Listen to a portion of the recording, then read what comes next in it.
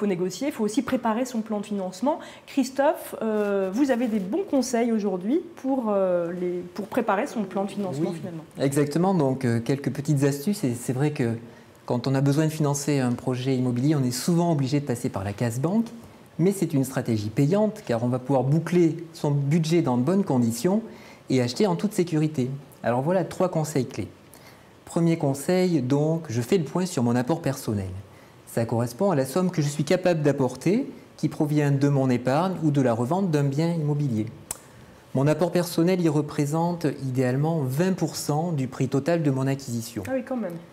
Idéalement, c'est vrai que le banquier sera sensible. Mais pas de panique, Vanessa, si jamais je n'ai pas cette somme, je peux tout de même emprunter à condition de financer les frais d'acquisition ou frais d'acte notarié qui représentent 7 à 8% du prix du bien. Donc vous voyez, tout n'est pas perdu.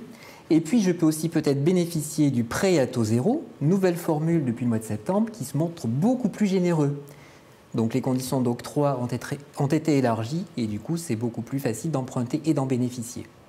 Merci Christophe. D'autres conseils? Alors notre petit conseil, donc, c'est de consulter son banquier ou un courtier. Comme l'a dit Nathalie, c'est vrai que les taux sont bas, mais j'ai tout intérêt à faire le tour des banques pour négocier la meilleure offre de prêt, voire de m'adresser à un courtier qui me trouvera le meilleur taux de crédit.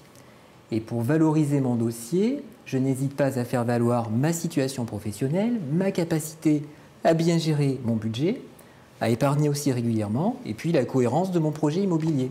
Et je pense également à négocier mon assurance de prêt, puisque je ne suis pas obligé de la souscrire auprès de la banque qui va financer le prêt. Ça, c'est intéressant aussi comme point à C'est souligner. intéressant. Les banques aujourd'hui sont obligées d'accepter une délégation d'assurance. Exactement. Sous réserve que les garanties soient les mêmes. Tout à fait.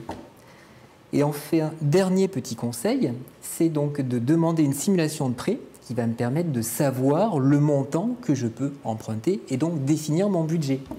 Dans ces conditions, donc, la banque, à partir de mes revenus, de mon taux d'endettement et de mon apport personnel, va définir une mensualité que je devrais rembourser durant une période allant en général de 15 à 25 ans. Dans tous les cas, je préfère la durée la plus courte car je vais limiter le coût de mon crédit. C'est ça qu'il faut regarder quand il y a différentes simulations avec différentes banques, c'est le coût final du crédit. Voilà. Moins de durée, moins d'intérêt à payer. Et mettez les banques en concurrence. Voilà, ça c'est le petit conseil. Merci beaucoup Christophe.